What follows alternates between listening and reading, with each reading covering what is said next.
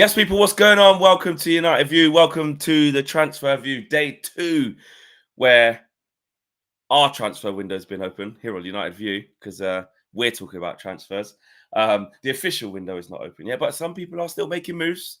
Things can still happen in this period. So, if you're saying, oh, what's the point in even doing this? Because, it's not like something can happen. Things can happen, especially people moving on a free or release clauses or things like that.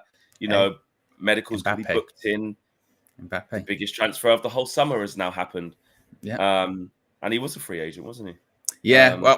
Part of it's happened. They do the sort of announcement and all that kind of thing. Well, they did the statement. They haven't done the announcement. They've done the statement. Later comes the announcement. Then he comes to the Bernabeu and what have you. And it's a weird competition, isn't it? Because people are counting likes now. They're like, oh, is this going to be the most liked sporting announcement ever? Mental. I think he broke the website, didn't he? He broke the website. It's offside. First thing he did, offside on their website. So so to your point, I think transfers are happening. Rumors are rumoring, and not just transfers of players, transfers of managers too. So there's a lot going on, Fleck. The rumors are rumoring, and we are sort of in that space where obviously there's more to discuss in terms of rumors. So that's what we've got to do. That is how the cookie crumbles. Big up to you guys. We've got 550 people straight off the bat, straight away after like a minute and a half or 2 minutes, should I say. 126 likes. So make sure you guys smash a like on the video. 85% of you guys have said you have, or 84% of you, should I say, have said you have. And doing it now, 16%. So 16%, hurry up and like the video. Get involved. We're going to be talking about Erik Ten Hag replacements today. Not because me and Owen are trying to say that we want him gone. It's because of some of the reports that came out yesterday. We're going to talk about that. United's Inacio interest from Sporting. We're going to talk about him. Centre-back. We do need a centre-back. Amrabat's brother, to be fair. Which I suppose his name actually is still Amrabat, isn't it? Yeah. Yeah, because when you see it like that, Amrabat Casemiro claim, but actually, it's his brother. He's got the same last name. His last name is Amrabat. His first name just isn't Sofyan. Yeah. But yeah, his brother done a mad one yesterday and then backtrack. It was crazy what he did. So we'll talk about that. And Amari Forson is due to leave United as well when his contract expires. I remember him getting that start against Fulham. Maybe that was their last little, oh, come on, look, get a taste of it. We've got slapped 2-0, and I think he came off at half-time as well. But, he will be leaving. So let's get into it. Let's get right to the beginning of that.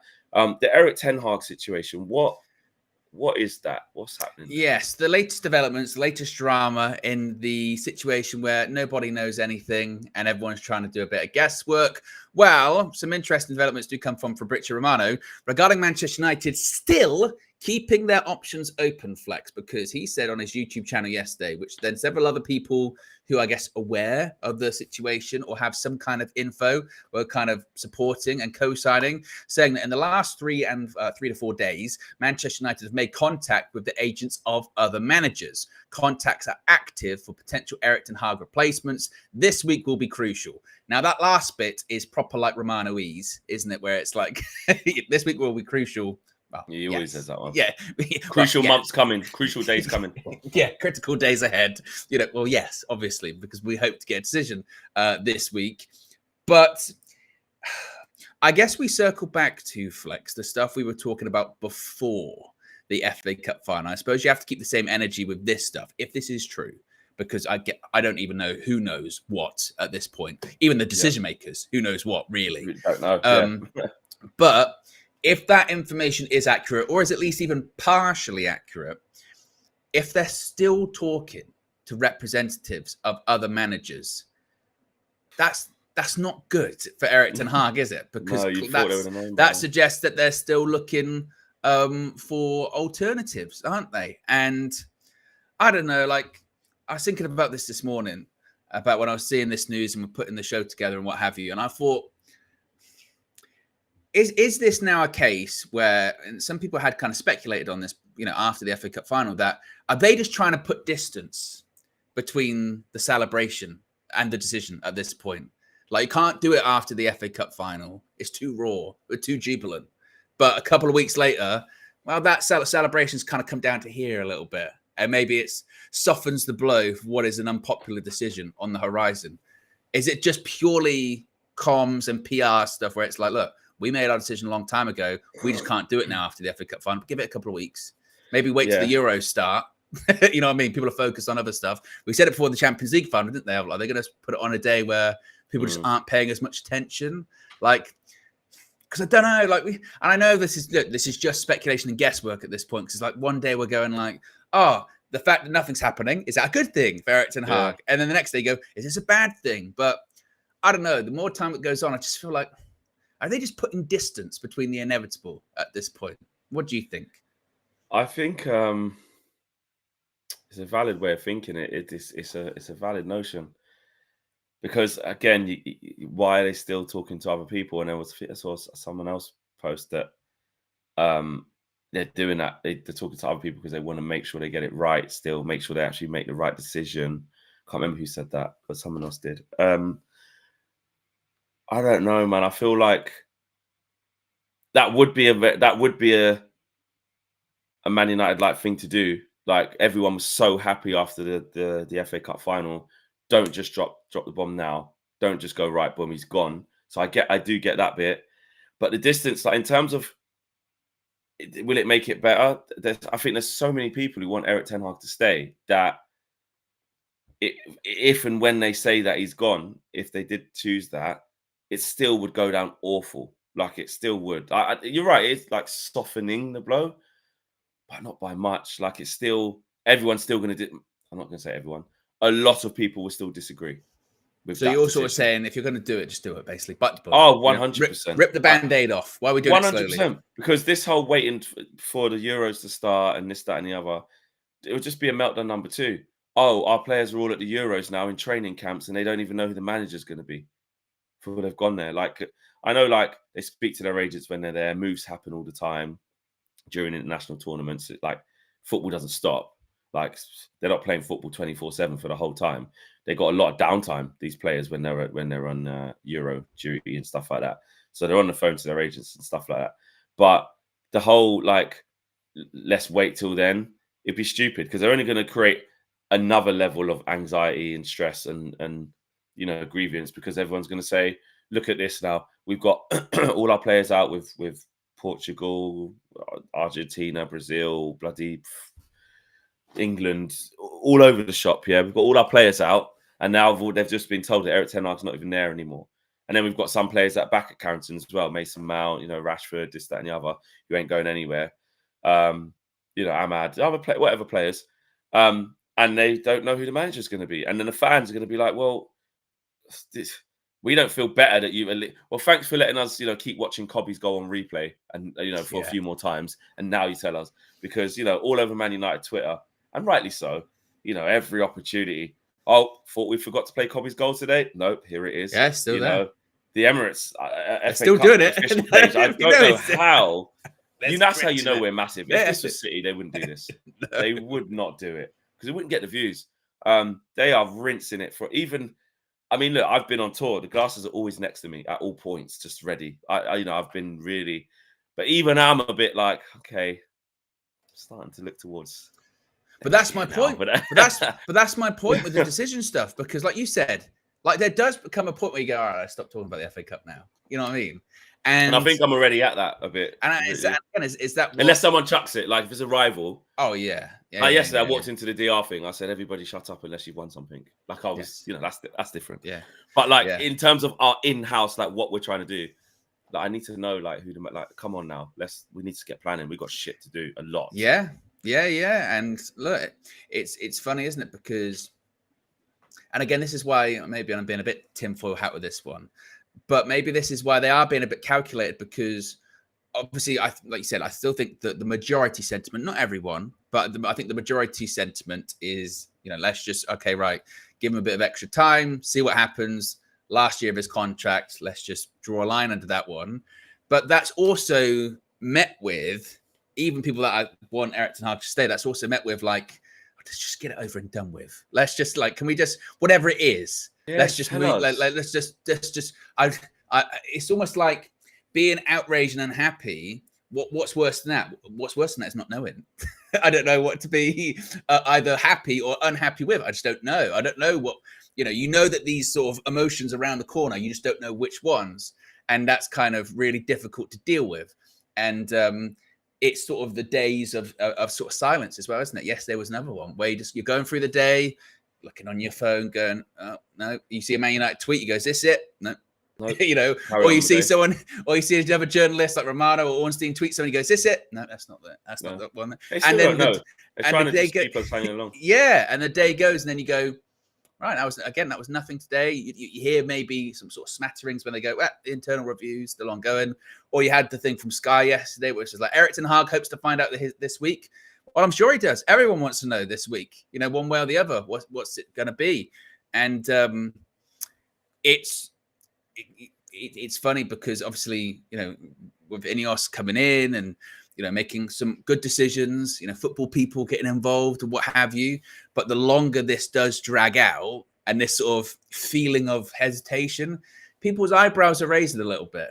People are watching, what I mean? People are going like, what are you going to do? One way or the other. What are you going to do? Because it's like you said about ripping the Band-Aid off. Eventually, you've got to do something, haven't you? And take the licks that come with it. Is it going to be good? Is it going to be bad? Make a decision. Pick a path. Yeah, just go. Decide. Like the our football club's not going to crash and burn, depending on it's already not great, but it's not going to cease and desist. Like we just need to make a decision and move forward with what the decision is. A lot of us really hope that it's going to be Erik. He just stays and we carry on. And you give him a chance to fix the problems that he's been part of, and some of the ones that haven't been his fault, but a chance to just reset, under a new regime, a new way of doing things. It'd be great to see, but I don't know. The longer it goes on now, you're just like, they're just taking ages. It feels like when the sale was on, and it's like, will it be this? Will it be that? Just fucking tell us. Sorry to swear so early, but. Man. Do you think it's a thing where maybe, and again, this would be still a bit strange, where, okay, maybe they've made their mind up. They want to get rid of Erik ten Hag. Do you think it's one of those ones where it's like, but they want to have that replacement lined up, ready to go immediately? Like Erik ten Hag's gone and this person's coming in and gets announced like a couple of days later. Well, it has gone so far now that you can't have another gap of then who. Exactly. You're right. They can't be like, so Erik ten Hag has gone. So you're saying Erik ten Hag has gone. The search for a new manager begins. We can't have that bit. Yeah, we can't have that bit. But then that's the new guy straight after. Yeah, but then what happens if is this part of the delay too, where it's like, we're still looking at those alternatives. Now, if we don't find the alternative, we're just going to stick with Erik then. You'd be like, well, you did a pretty extensive search, and that still wouldn't fill you with confidence that he's the guy that you believe in. So but it would be enough to go, Erik, over to you, though. You've got the torch. Like, I think but then he'd be done, wouldn't he? He'd be done in that regard. Well, yes and no, unless it's results, mate. But that's what I mean. Even if next season the results are half decent, then you would kind of have that thing going, yeah, but they're going to make a change. Maybe. And look, whenever they decide to do that, if they decide to do that, is one thing. And only Erik and results can change Ineos's mind. Because like you said, I do think it's clear that they probably did want to change him. Had a bit of cold feet, looking at it now. And if they can't find the right replacement, have to stay as you are. Like, don't just change it for Thomas Frank because it's new and you can change it. Don't just change it for De Zerbi because he's available and he's there. Don't just change it for Thomas Tuchel. Although if we did make a change, that's what I'd want. Because he's just there. Don't change it for Mauricio Pochettino just because he was linked with us 5 million times before and he's there. Only change it if you genuinely believe that these guys are better than Erik or better. Not even just about being better than, because Erik could leave Man United. Okay, he can't go by me now. He could go, I don't know, Juventus or somewhere. He'd win. He'd do all right. He'd do well. I don't even know where he'd go now because the vacancies are now sort of not there anymore. Wait. Yeah, he'd probably have to wait. Just wait, Yeah. So, but Erik ten Hag's not a bad manager. He's not. He's not. He's never has been. And again, that's been when we've been terrible last season. That's not been in question. He's not a bad coach because this is the other thing. I saw an interview that Paul Lambert did, And he was talking about how when he was sacked from Aston Villa, he did this sort of tour around Europe and went to all these different people. And one of the people he went to was Carlo Ancelotti when he was at Real Madrid the first time. And he said he had lunch with him. And he was like, and he asked him, what went wrong at Aston Villa? And he was like, I sort of second guessed myself, playing three at the back, four at the back, blah, blah, blah. And Carlo Ancelotti went, why'd you do that? He went, and then he listed the clubs that he's listed the clubs that he was sacked at. He's like, I've been sacked at Parma, I've been sacked at Chelsea, I've been sacked here. This is before, he got sacked at Bayern Munich and what have you. And his point was sacked and his point was every manager gets sacked. Eventually you will get sacked, most likely. The percentage don't, like I said, it's very small. You will get sacked eventually. Klopp, Sir Alex, really? They're the only ones who haven't. Even Wenger got sacked. Even Wenger towards the end was like, I don't really renew your contract, you know what I mean? But we did it in a polite way, but nice. Exactly, like every manager does. So the point being is, one, that's not to judge people on, and two, like your time, like your sort of time, your lifespan in a managerial job, it's limited as it is. So just do what you want to do. You're not a bad coach if you get sacked. And that's the case, same with Erik ten Hag. If he gets sacked, it'll be based upon some factors like, 8th in the league, issues this season, blah, blah, blah. They're making a bad coach. Whoever comes in, they're out of work for a reason. Doesn't make him a terrible coach too. But I don't know. Like either way, you just got we mentioned it the other day, aren't we? We still can't draw a line under this past season yet. We can't. Every other club's looking forward to next season, summer, whatever. We're still stuck. I mean, Chelsea got their new guy in. When they're like, exactly. Right, when it's happened now. Exactly. To go, but right, Maresca, we go. Don't know much about him. He's relatively inexperienced, but I was talking to Matisse. He's like, I'm just locked in. Move on. I've got to be. Yeah, exactly. Yeah. He's the manager. There's no point going, I can't believe we've done this. He's not going to do this. He's a total this. I have to wait and see. Do you know what I mean? Andy, our good friend Andy, my good friend Andy, says, Flex, can't stand you and you need to lose some timber. Starts off like that. And Jesus. Yep. Can't stand you and you need to lose some timber, but proceeds to ask me who was better in their prime as a centre back. The Ghost, the Phantom, or your big mate Rio? I mean, do you even have to answer that one after the insults that come your way? I mean, my goodness me. It's true. Actually, yeah. Until you're a bit more polite to me, Andy. Yeah. I'm not going to answer. I'll give you my answer once you apologise. How about that? Yeah, exactly. Start sticking up for myself, actually. Yeah. I don't have to take this in the morning. Good. You know? I don't come to work for this. Be treated like this. Yeah, exactly. No. And I don't think Andy's audition to be a post-match interview is going to go very well. No. With that kind of. Could you imagine, Pep, you bold idiot? What went wrong today? Omar says, guys, be easy on Andy. His girl left him last month. Oh dear. I hope that's not true. I don't wish you any ill. Yeah, don't wish badness on you, Andy. Just want you to stop being horrible to me. How about that? Yes. Craig Thomas says, but then sometimes I'm not gonna lie. It's kind of it's quite funny. Well, it's the creativity, isn't it? Yeah, it's exactly. that kind of. Craig says, I think they will sack him on Thursday. New kit release Friday. They need positive to go with every negative. Manager out on Thursday. Look at our third kit Friday. Look, wow. Is the kit coming out on Friday? Don't know. That seems early, doesn't it? Yeah, maybe. But so a lot of other people kits have come out already, though. Yes, you may not always doing the latest, don't they? We do. Other teams do them where they play their last home game in the kit. Yeah. Like no, exactly. I mean, the away kit always comes out when we're on tour. Always. Always. Or was it the third comes out? And then the third, and then no, that comes out as the season starts. And the third's like really late, really, just before the beginning of the season. But I don't know about the home one. You might be right. It comes out quite. The home one's usually the first one. Belial says, I really think De Zerbi is going to be the next manager. I don't think he would have left Brighton if he didn't have his next job lined up. Well, there was all that talk, isn't it, saying that unnamed club has sorted it all out of De Zerbi. He's sorted somewhere. We don't know who. Maybe that is Man United. Who knows? Show been a member for 20 months. Big up to you. Says final 2 games and 6 FA Cup games have somehow negated the whole season. Now Erik ten Hag is somehow a victim. Sack him already and move on. Show's not really moved from his position. There we go. We've got Jason. Jason been a member for 9 months. Jason says, if Ineos do sack Erik, it's going to fracture the fan base even more. I also think if he goes, then Bruno will want to leave as he is his captain. The halftime with Vegeta says, and it's also been meant for 23 months, by the way, says the lack of decisiveness by Ineos is alarming, in my opinion. Time waits for no man, and they have been here for long enough to know what they want to do. And Sunil says, we ain't Spurs Villa that the owners would consider sacking the manager because we won a cup trophy. We are Man United. Our goal is the Premier League and Champions League standards. Akash says they are waiting for Omar to start before deciding. Well, he's not coming till July. July, yeah. Yeah.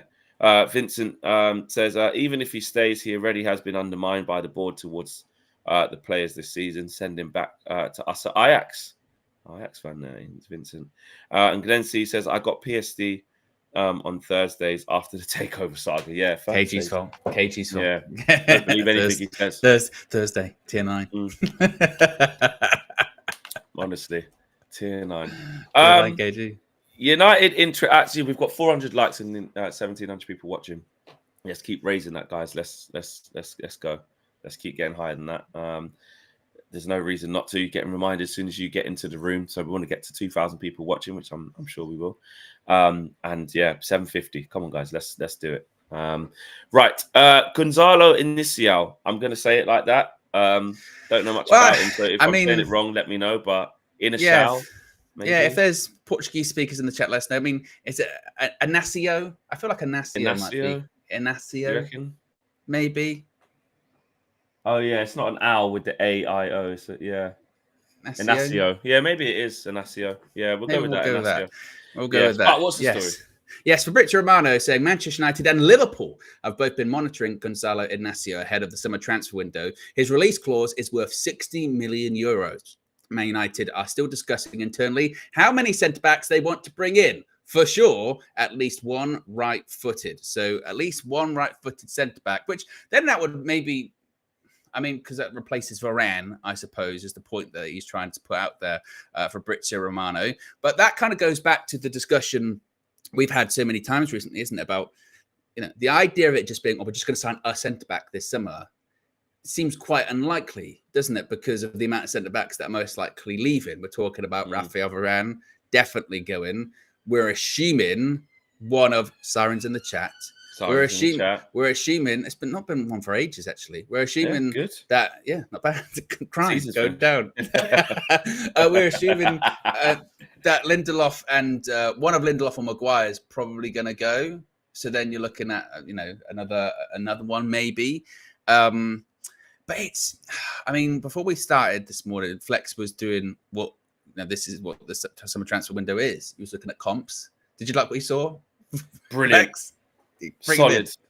I'll tell you what, though, he's left-footed, though. So I don't know why. I mean, a lot of the reports have been saying, from Mano and other people saying, Man United's priority, right centre-back. And we know how Erik wants to play, unless it's not going to be Erik. We got Martinez as a left centre back. I don't know.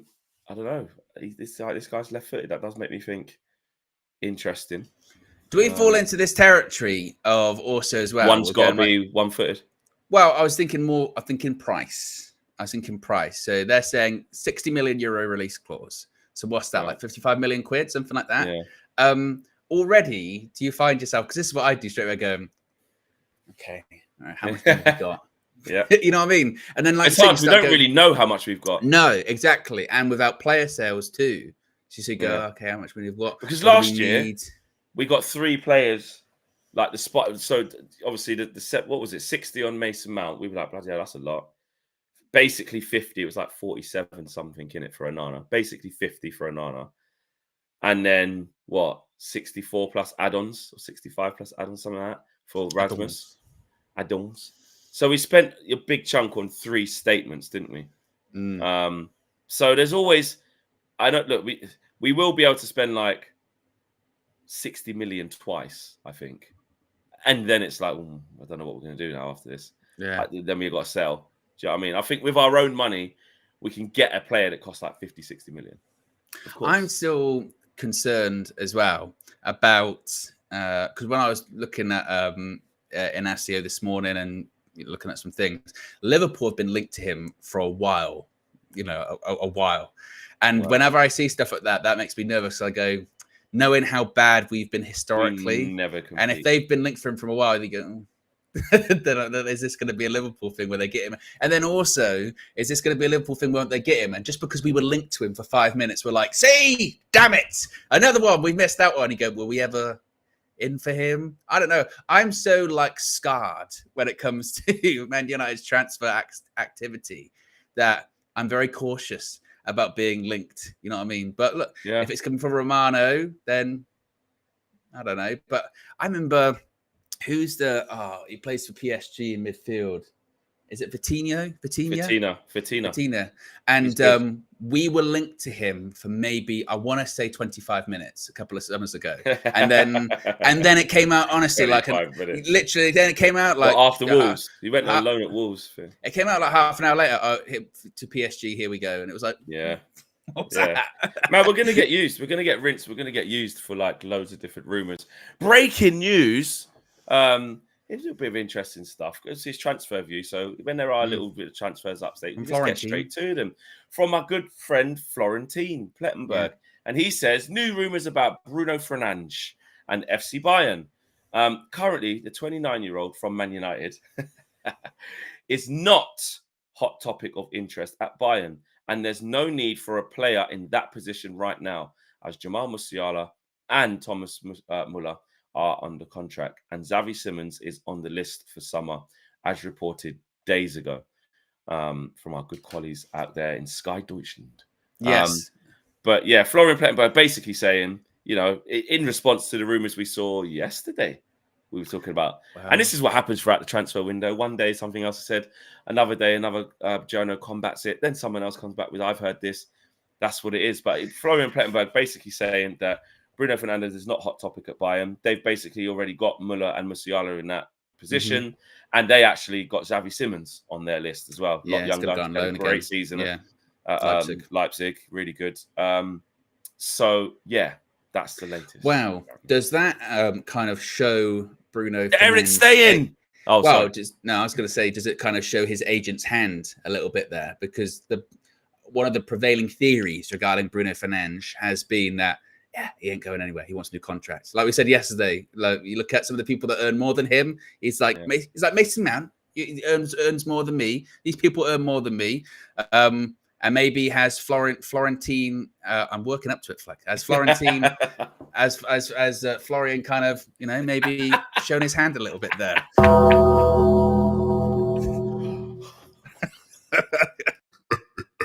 As if I didn't see it. Nubian, this is how Ilios are thinking. Let's sack an FA Cup winning manager for a Euros winning manager. That's the hard sell to Man United fans. Of course, Southgate then has to win Euros, a very high risk strategy. I mean, you got there in the end. I was so rocked by the Southgate. You know what I mean? I was so. Do you know what it was? That just goes to prove I cannot do two things at once, because I thought, whilst I'm looking to press the button here, I'll keep talking. and I couldn't talk. You're just breaking up all of you. I was gonna I'm build up to effect. Honestly, mate. But Southgate, do you know what though? Vera's in the chat acknowledging that was also another theory, which was, are they delaying this until something happens at the Euros? No. For Gareth, have you seen relaxed Gareth? No. Have you seen relaxed Southgate too? What do you mean? Well, he was asked. You wore the waistcoat. Oh yeah. And he went. Look, we're doing a very more relaxed. It's more like sort of sweaters, turtlenecks kind of vibe. This thing. So we're gonna just try relax. I thought, well, that's gonna win. Loves it. That's gonna win you it. What you went for? I went with beige jumper instead. It was David Brent. Like what? Maybe he is in disguise. That's the thing. To be fair, that was the whole thing I was thinking, Flex, when we lost to Italy, penalty shootouts, when we went out to France last time. No, when we went out to France last time and we lost to Croatia after going 1-0, I thought, if only he was wearing a bloody jumper, that'd have got us over the line. Yeah, exactly. I thought That's all that at it's the been time. missing. I went, it's not tactics. It's your dress code, mate. Obviously. He's dressed like Pep, mate. Yeah, that's what you need to do. Oh, Even Pep, as soon as he put the suit on, couldn't do it, mate. that's it. I thought he's just, your shoes are off. That's it. Yeah. That was the only thing that was missing. Everything else was perfect. Yeah. Well, to finish off on that Inacio situation, watch this space, I suppose. Romano's saying we've had some contacts and monitoring, as the buzzword says, and we'll have to wait and see. I think because we know we're in for centre backs, there's going to be a lot linked. So there's the first one: Gonzalo Inacio. Remember that 4th of June. We'll look back on this at the end of the window and go, how did we kick the window off? Well, we started talking about this guy. Who did we end up with? This guy. So where did this guy end up? There. So this is what happens. This is what happens. Amrabat. Oh, flex. This was interesting. This was mental. This was interesting. One, because his brother has the exact same hairstyle as Sofian Amrabat too. We can see this. That was my big takeaway. Same barber. So this was on, I think it was on Dutch TV. Looks exactly like him. It does, honestly. The guy said same barber. Nordin Amrabat, who I think plays in Saudi Arabia. Does he play football? I think so. Let me double check. I thought he was his agent. Nordin Amrabat. Oh no, he plays. He doesn't play Saudi Arabia. He plays in Greece. AK Athens. Wow. There you go. He said Casemiro was not injured in the FA Cup final. He found out that he wouldn't start, so he thought to himself, "Okay, I will sit in the stands." Then he was fit to play, and everyone went, "Wow, my goodness me!" Because there have been rumours. There has been rumours of that. Some rumours and speculation. So people went, "Oh, right, there you go, there you go." Backtracked very quickly.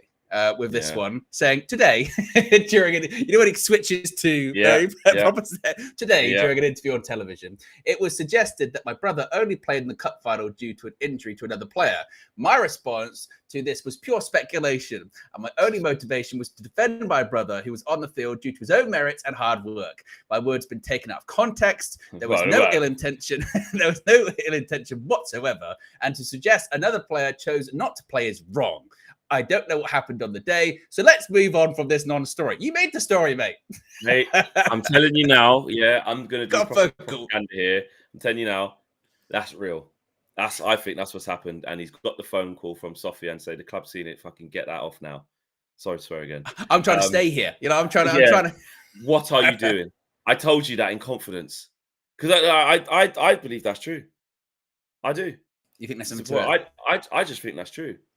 I mean, I know it's like Casemiro's professional, so maybe he did have a niggle. I don't know, but that's what I was going to say. I think it's a combination of both. I think it's a combination of the two. I can't give you much off the bench, so I'll just sit out. Yeah, I mean, he's had this hamstring thing for the second half of the season. I think if he had to play, could have played, kind of thing. And then if it was because they were setting up with Amrabat in team training, seemingly throughout all the week, and then I think he thought, all right then. If that's the case, then I'll just make myself unavailable. I think I am in. I'm probably going to be leaving. I just think there's something in that, and I do think that his brother mode has kicked in because they were suggesting that he only started because Casemiro, wasn't fit or whatever, and then that put him into brother mode. Well, no, my brother does. Mate, I tell you this now. He's let his mouth run like river. I tell you what. I tell you this now, mate. How about this? You bet you didn't know this. Yeah, he was actually fit, mate. Yeah, it's just that my brother got picked ahead of him, and he made himself unavailable. That's why he didn't play. How about that? Then he's gone, oh shit, got a bit too. Well, I just like the thing afterwards of going, you took my words out of context. That's not what I said. Kind of thing. Mate. What's the context of? So out of the first thing of what he said, what is the context of what we should have been looking? What did you think we were going to take from that? What should we take from that? Openly suggested that he didn't play because he didn't want to. Anyway, that's not what I meant. So we should say. So when he said you out, we should have said. I'll tell you what he probably means there is that Casemiro was fit. Yeah. It was just. It's just a tactical thing. And maybe I don't know. Maybe Casemiro just wanted to sit out. Imagine listening to someone's words and then going, nah, opposite. He definitely doesn't. You know what I mean? It was like it was just such a weird one. And I, like I said, I always love whenever anything like this happens, just the shift in tone immediately from the sort of talking, like you said, with a bit of chest, backing your brother to. Today, I did an interview on Dutch TV. Very, like you said, very clearly there was a phone call, wasn't there? Going, mate, what are you doing? Or maybe he could have exaggerated his story to protect his brother. Maybe he could have lied. Someone said in the chat there, so maybe he was lying because he just, it's really stupid to make up a lie that strong. Yeah, what do you think? Like when you're Amrabat's brother, like what are you doing? Yeah, but like you said, what does he not think that's going to get picked up? He's talking on television about Manchester United, like about Casemiro, very well-known, famous player. Like it's always going to get picked up. So and your brother's Amrabat. Yeah, like I don't know. I think, like you said though, I think there's something in it. I think there's something there. I don't think we never really got a true. Obviously, in the melee of we won and no one really cared, but we never really got. No one actually said to the manager, unless I missed it. So I was at the game and I didn't see the pre-match build-up or post, but unless somebody went, Erik, just the exclusion from Casemiro today. Did Simon Peach do his little? I don't think it was such a shock we won. No one cared afterwards, and and he was there because he was involved in the celebrations and all that stuff. And he was on the team sheets that went out in the stadium. Was he? He was on the bench. On the bench? Oh, so he was on the bench. He was on the bench, and this was the confusion when the team news came out.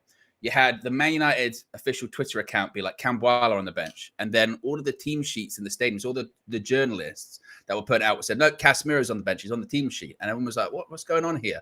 And then it took about maybe like 5 minutes or so. And then it came out that, he was named on the bench, but last minute he pulled out with the injury. Club sources have said this, Casemiro sources have said this. I think it's the hamstring stuff again, blah, blah, blah. So there was like, okay. But then to your point, because of everything that happened after the game and during the game, everyone was like, whatever, let's just, who cares?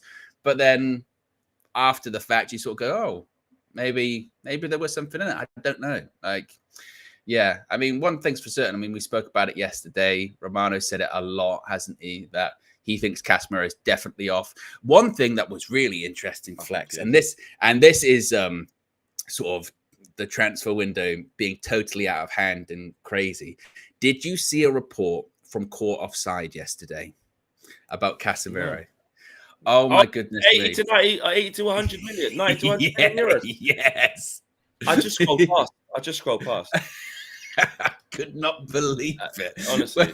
When I saw that, I went, well, that's clearly not true. I want to find the actual number because it's got to be read to be believed. Because it was like, we're talking about Casemiro going, look, it might be like 20 million. It might be something along those lines. Where is it? There was also the one about Bruno, possibly like it was like 120 million or something like that. Ridiculous. It was insane. There you go. Caught offside yesterday said Saudi Pro League club Al Nassr are ready to offer around 77 to 85 million pounds for the potential transfer of Manchester United's Casemiro this summer. There is no reality where Man United make a profit on Casemiro. Imagine that. Could you imagine? Then we'd have to say, Mato, you were right. 85 million quid for Casemiro. What? Excuse me? I was like, I don't know why they've even written that. Like, like it's just so far off. Like, I don't know. I know Saudi's got money, but Jesus, like. But they don't do it like that, do they? Like, they'll go on a rare occasion. 20, 25 million. Yeah, on a rare occasion for like give him more. Yeah, for like a Neymar or someone like that, or when they made offers for like, say, Mbappe Salah. And stuff like that, or Salah, like they will do it because they do have the money. So they have it. Yeah, so they can if they want to. Get that twisted. No, exactly. But they're most of the time they're like, look, we're picking up a big contract here. We don't need it. We don't. And a lot of the selling clubs always like, thank you very much. So it's fine, but. 85 million quid. And then there was the other one. I know we've spoken about Bruno this morning with Florian Plettenberg saying he's not going anywhere, certainly to Bayern.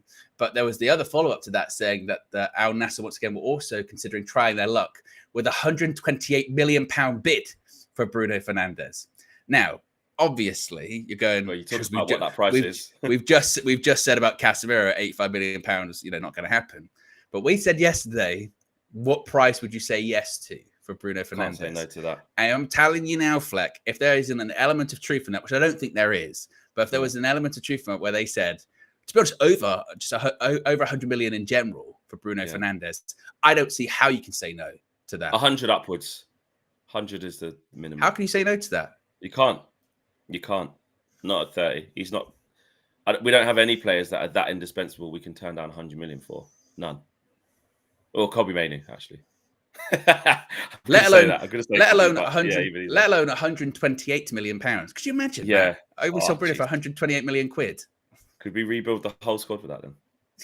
Well, it certainly would help, wouldn't it? We're talking about, I'm earlier on, I'm going about 60 million euros. Can we, can't we? But like, yeah, of course we can. 128 million. But 128 million.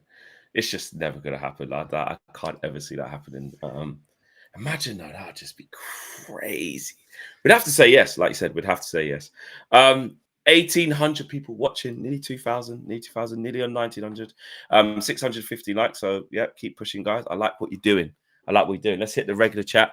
Real Killers member says that Mainoo 300 million. Bruno worth 80 million maximum, says S. Madison. Erik is gone. They want to agree with his replacement before they announce, says Jonathan. Connect Real says, yo, I'm back. Oh, big up.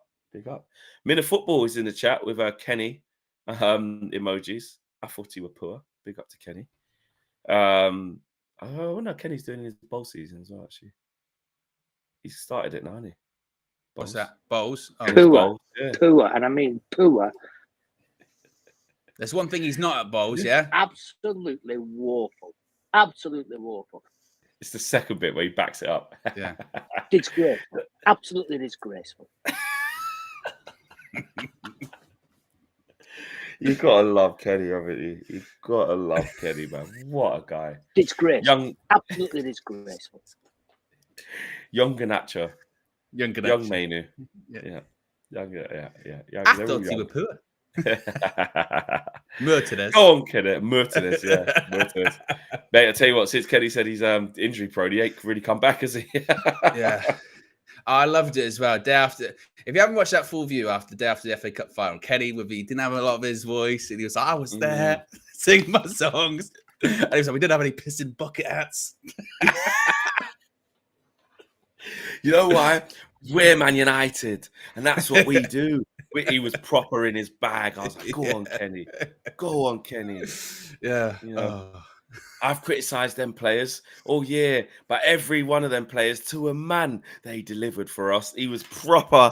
When we got our banner out, I went, that's history. That's history. That's history right there. Kenny. Oh God. Moving on to a more somber note. Young Forson. Yeah, this was quite a weird one actually, because it looked like Man United wanted to keep him, and it's not going to happen. Basically, They offered him, didn't they? Yeah, seemingly. Fabrizio Romano tweeted last night: Amari Forson set to leave Manchester United as a free agent in June. After his debut in February with the Man United first team, Amari set for a new chapter. There are several clubs already keen on signing Forson, as the 19-year-old striker is attracting interest. And the reason I say it's just a bit of a weird one is because when he started against Fulham in that 2-1 defeat, the sort of prevailing theory, because everyone was going like, what's Ahmad not playing? Like, what's going on? And a lot of the conclusions that people came to was United just want him to stay. They're basically trying to sort of throw him a bone, as it were, to be like, see, there you go, you can play and then sign a new contract. Didn't happen. Look, we didn't see him play that often, so I don't know. But I'd have reservations about whether he'd have been able to cut it anyway. He struggled in that game. He's in a very poor side, in fairness, and it's his first start. Yeah. Did get an assist when Kobe scored that goal. Counts as one anyway, doesn't it? Against Wolves. I think the only frustration is with this kind of stuff is when you look at how well the club is run, kind of thing. You feel like, if this was Man City, would they have got like 15 million for him or something like that? And that's pure profit. That's maybe the only frustration for me on this one. What do you think? It seems like we tried to keep him. We tried to entice him. I mean, I remember how shocked we were in that Fulham game when he started on the right hand side, when he was in the starting lineup. We went, oh, young kid coming in. It was a disastrous game, not because of Amari Forson. He did struggle. He came off at halftime or very early in the second half, didn't he? He did struggle. The whole team struggled that game. We got torn a new one from beginning to end, to be honest.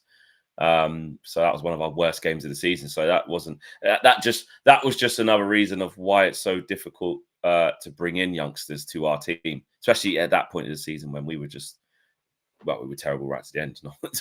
But yeah, you couldn't do it. Yeah, he didn't get much more opportunities. He had come off the bench in the FA Cup as well. Remember that against Newport. Was it Newport? Yeah, Newport. He came on maybe against Forest as well in the FA Cup, maybe. Yeah, maybe. So he had a few. They were clearly trying him out, but clearly he said no. Clearly he's gone, I want to go and play some football. And like you're right, if that's a Man City job, you're getting some decent money for a kid who's hardly never played. That's what they do. Yeah. But not really us. But again, that would have had to have been sorted from last season. Don't let him go into his contracts running down, because all you can do to preserve any value is offer a new deal and get him to sign it, even if you don't want to keep him.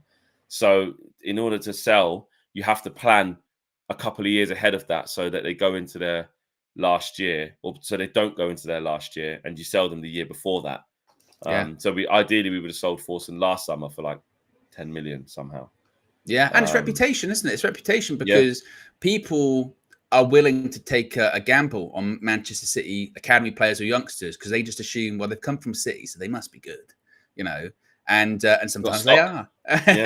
Whereas with United's, to be fair, I think the academy, Man United's got really good academy reputation anyway, but particularly over the last 2 years, the amount of they've been winning at academy level, my goodness me, there's a lot of excitement about coming into the first team, which is really good. So maybe that will change in the future. I don't know. But like I said, my only sort of frustration with it a bit is that you go, oh, maybe we could have got a bit more money, but looks like that's not the case. Just also an interesting one. I just seen Ben Jacobs tweet this. Breaking news. I can't be bothered to press that button. No. Chelsea are very much in the conversation for Benjamin Šeško, but face strong competition from Arsenal. Manchester United and PSG are both considering the Leipzig striker, who also has a new proposal to stay. So what you're looking at now is... I hate this bit of the window. He's got options, Fleck. Yeah? He's been heavily linked to Arsenal, so much so they're already doing the graphics of him in a new kit.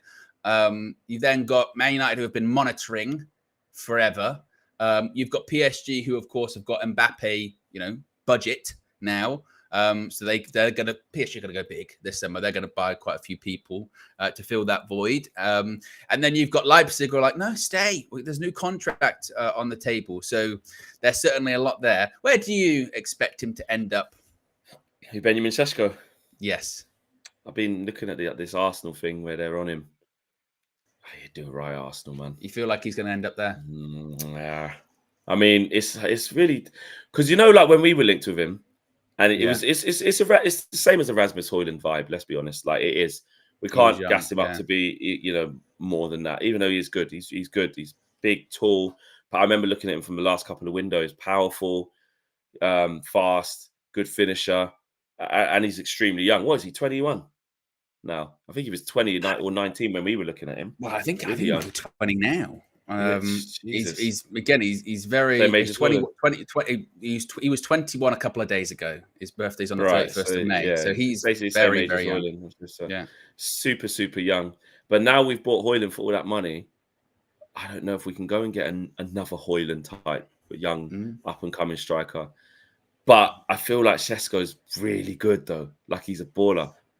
But it's going to cost a lot of money. I don't know. I think he'll go somewhere else. And now you're getting into that, not jealousy bit, because it's like, we've got our own targets. We've got to do what we need to do. And not everything works out. Well, you say it's going to cost a lot of money. He's got a release clause. He's got a release clause. 65 million euros, so 55.3 million pounds. For a striker, by the way. A young striker in today's market. Yeah. Bear in mind how much we paid for Højlund last summer. Clubs that are selling a striker, a young striker, they charge a premium because now the sort of era of strikers is kind of dead. You know, that idea of like it's specialist redundant. striker, specialist number 9 really exists that much. There's not many. And that's why when you do see a good one, it gets hyped up a lot because we're like, oh my God, all these goals. We're sort of more used to the era of sort of wingers and inside forwards and things of that nature now. So when there is like a Haaland or there is a, I don't know who the other ones are across Europe, you sort of, yeah, well, even he, you know, has he dropped off now? I mean, it was, all the hype was. What's his season been like this year? I don't even know. Let's look at his numbers this season. But my point being is whenever that happens, everyone's like, oh, so let's have a look. So when you've got one that's available for 55 million quid, it's not bad going. Sesko scored 14 goals this year in 31 games, just in the league. Osimhen played in all competitions, played 32 games and scored 17 goals. I say only, but in comparison to the season prior, bit of a drop off. Same. And, you know, if I look at the numbers compared to Højlund in his first season in England, he got 16 goals in all comps, didn't he? Yeah. Sesko's got 18 goals in all comps. So it's, you know, it's about right, isn't it? It's about right. You know, Højlund's sort of, you know, he is that really young, up and coming, gets decent numbers. I think we need to go in a different direction for the type of striker we need. Yeah, I do like the idea of Guirassy from Stuttgart. Yeah. He's older and 28, but his release clause is only like 50 million quid. You know, it's not a lot of money. And he may very well be like a couple of seasons wonder. But his numbers were mental last season. Yeah, I mean, 30 games, 30 goals. Like 28 games in Bundesliga, 28 goals. But then it's like, I'm not saying he'd replicate that in the Premier League. I totally understand that, but we're talking about budget, 15 million quid, 28 years old. Yeah, you know, and you want to support Højlund. You don't want to stifle the growth or anything like that. You know, boom. Yeah, why not? But Harry says you would need to spend all of that on a new Bruno at 128 million. Well, that's just it. How good you're scouting. I mean, look, players that are like Bruno's level cost a lot. If you try to buy Odegaard, if you try to buy De Bruyne, if you try to buy Bruno, like these types of players, they cost a lot. So, like for likes, absolutely. But it's about going in a different direction, isn't it? Getting someone half the price of the next one. Well, like Sir Jim told us, wants to buy the next. There is a story also this morning coming from Portugal, from the Record in Portugal. Yes, saying that Man United have already submitted a bid of around £51 million for Benfica's João Neves, which has been rejected by the club. They want at least £85 million. I don't know about you, but I'd kind of not put a lot of stock in the whole João Neves thing because previously it was like 100 million quid. And I was like, well, that's not going to happen. So no point even thinking about it. So if that story is true, which I don't know if I really believe that one, I'll go United, you know, they want 100, so you've gone 50. That's mate, it's new negotiators, mate. New negotiators. Yeah. Joe Fleming says 2 interchangeable young strikers is the way forward. Yeah, it definitely does. It definitely can work. I mean, as long as they get a rest of it. The problem is Højlund was just by himself. If there is 2 young, inexperienced strikers, it's just you risk sort of them going for a bad patch at the same time, and they're both young and don't know how to get out of it. But at the same time, 2 young up and coming strikers can work. But you know, could it hinder because not one of them gets to just outright just develop and learn off the other because they're both in the same boat? Or is it good because they're both young, hungry, fearless, you know, available, not injured, like at it? Don't know. What you would say though, with those kind of conversations, because they're legitimate conversations when you're going like, young forward, do you have 2 young ones, do you have an experienced one, blah, blah, blah. If the time they're taking to decide the managerial situation, if there's anything to go by, can't take those long with those kind of conversations. You've got to make a call. But circling back to what we started off the stream with, eventually you got to make a decision. You got to pick a lane, stick in it, and go with it. What we can't be doing is being like, I know, late July, early August, going, should we get a young striker or should we get an old one? You know, and then end up with someone that we didn't even want, just like to fill the gap. Like, no, we need proper planning. Yeah. Big show, guys. Well done to everyone watching. Just under 2,000 of you. We've got 723 likes. We can do an extra 28 or so. Come on, let's get to 750. Let's do that. Come on. Let's do the Lord's work. Come on. There you go. On the way out, smash a like. Let's get to 750 on the way out. Of course, if anything is happening across the day, we shall bring it to you. We shall let you know. If you're free around 3 p.m., I will be hosting my first show on TalkSport 2. There you go. So yeah, do tune into that. First ever Fleck on the buttons. Don't know how that's going to go. You have to actually press the buttons. You have to actually press buttons. You do have to press some buttons, yeah. You do, yeah.